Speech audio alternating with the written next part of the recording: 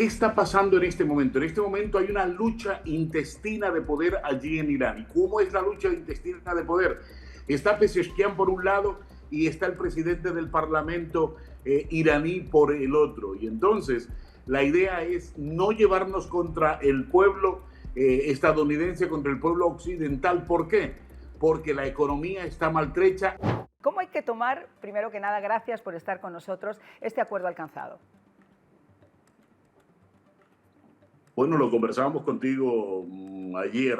Te decía que Irán necesita un tiempo, un plazo para pensarse bien las cosas. Ahora, tengamos en cuenta por qué se ha llegado a este punto. Porque sencillamente Estados Unidos, con ese poder de fuego al lado de Israel, le han hecho un gran daño a la infraestructura militar de Irán. Uno. Dos, la economía de Irán se está viendo muy maltrecha con todo esto que está pasando. Y tres, la oposición está cobrando mucha fuerza en Irán. Y los ayatolás saben hasta dónde pueden soltar y hasta dónde pueden recoger. Por esta razón es que se ha llegado a un acuerdo con Shafir, que es el primer ministro de Pakistán, que ha estado allí, el que ha estado mediando, corriendo de un lado al otro, para que cuando se acabara ese ultimátum y no fuera la destrucción de Irán como tal, pues bueno, él es el artífice de toda esta historia y ha logrado obviamente que se llegue en Islamabad a un acuerdo y el viernes se discutirán. Acuérdate de los 10 puntos básicos que le ha enviado Irán a Estados Unidos y Trump ha dicho que es viable la negociación de esos 10 puntos. Pero lo que está aquí claro, y lo conversábamos contigo, y es que Irán necesitaba un poco de tiempo, un poco de respiro, y yo te decía que eso iba a pasar, que se tenía que dar ese respiro, que había que hacer una especie de alto, a pesar de haberle dado tiempo antes, pero que había que volver a dar más tiempo para que finalmente las cosas se den. Así sucedió en ese momento, en ese último momento, en la última hora, como lo dijiste tú, de ese ultimátum. Y aquí estamos sentados mirando y observando y ahora estudiando estos 10 puntos, Mariana.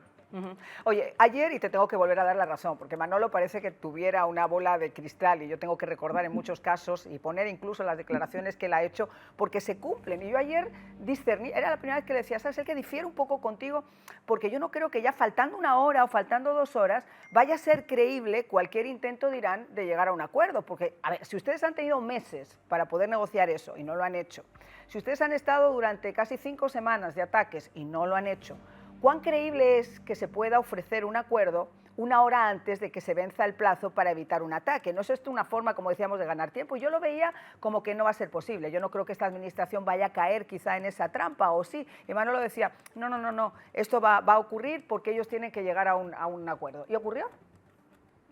Pero fíjate, es que la clave me la diste tú misma ayer de lo que iba a pasar. Es que tú te diste el puntal. Cuando tú me hablas a mí al final de la entrevista de la posición que estaba tomando Pezeshkian, y yo te decía, Pezeshkian no es un tipo radical del todo, es un tipo que fue colocado allí como una transición.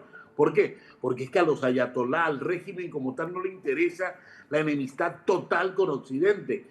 Y esa bomba nuclear que están buscando como sea para destruir, para acabar o a Estados Unidos o a Israel según sus planes, no van más allá.